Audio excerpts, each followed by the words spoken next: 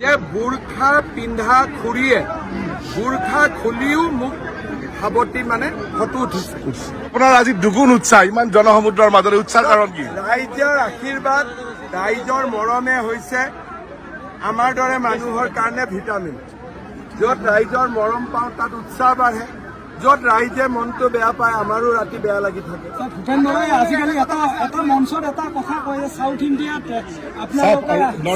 আৰু নৰ্থ ইণ্ডিয়াত হাফ বুলি কৈছে। মই কাৰো ইয়াতে ডাইলগৰ প্ৰতিযোগিতা কৰাত নাই। এটাই মাত্ৰ মনত ৰাখিব যে বিজেপি, UPPL, AGP ৰাইজৰ বুকুৰ মাজত আছে, ৰাইজৰ বুকুৰ মাজত আছে। আনকি এনেকুৱা ঘটনা হৈছে, মই ধৰ্মীয় ফালৰ পৰা কি ভাল বেয়া মই নাজানো, এইটো পিছত দেখা হ'ব, যে বুৰ্খা পিন্ধা খুৰীয়ে বুৰ্খা খুলিও মোক সাৱটি মানে ফটো উঠিছে। অসমত এনেকুৱা পৰিৱেশো দুই এক জেগাত দেখা গৈছে। এতিয়া ধৰ্মীয় ফালৰ পৰা কিমান অনুমতি আছে নাই মই নাজানো, এটা উৎসাহৰ কথা। কিন্তু মানুহে সেইটোলৈকেও আহিছে।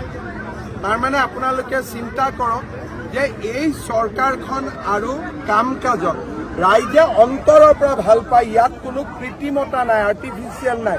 চবেই মোক নিজৰ ভাই বুলি ভাবে, অগ্ৰজসকলে মোক ভাই বুলি ভাবে, কোনো সংকোচ নকৰে।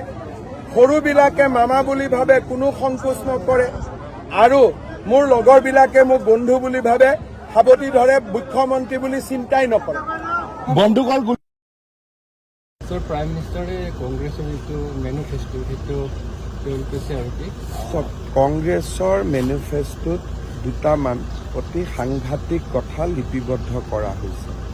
আপোনালোকে জানে যে আমাৰ ভাৰতত আমি যেতিয়া ডাঙৰ হওঁ তেতিয়া আমাক দেউতা মাই ঘৰৰ কিবা নহয় কিবা সম্পত্তি দিয়ে, বা আমিও চেষ্টা কৰোঁ যে আমাৰ জীৱনকালত আমি কিবা এটা কৰোঁ আৰু আমাৰ ল'ৰা ছোৱালীৰ কাৰণে কিবা এটা যাতে এৰি থৈ যাব পাৰোঁ।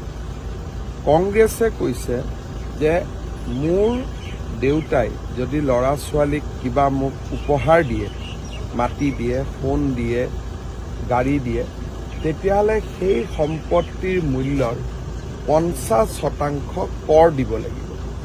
সেইটো কোৱা হৈছে ইনহেৰিটেন্স টেক্স। তাৰমানে এগৰাকী মাকে যদি নিজৰ গহনা গাঁঠৰিখিনিও বোৱাৰীয়েক বা জীয়েকক দিয়ে, সেই গহনা গাঁঠৰিৰো 50% ইনহেৰিটেন্স টেক্স দিব লাগিব। আৰু এই টকাবোৰ তেওঁলোকে ক'ত খৰচ কৰিব আমি সকলোৱে জানো। এই কথাটো লৈ গোটেই ভাৰতত এটা বিতৰ্কৰ সৃষ্টি হৈছে। কংগ্ৰেছৰ দুই এজন সদস্যই এতিয়া সেই ঘটনাটোৰ পৰা তেওঁলোকে হাতসাৰা মন্তব্যও কৰিছে। কিন্তু ইনহেৰিটেন্স টেক্সৰ যিটো বিষয়, উত্তৰাধিকাৰী কৰৰ যিটো বিষয় তেওঁলোকে আনিলে, সি সমগ্ৰ ভাৰততে মধ্যবিত্ত আৰু এছপাৰেশ্যনেল যিটো ক্লাছ, নিঅ' মিডল ক্লাছ বুলি কওঁ, তেওঁলোকৰ মাজত এটা হাহাকাৰ সৃষ্টি কৰিছে আৰু ৰাইজে কংগ্ৰেছক গৰিহণা দিছে।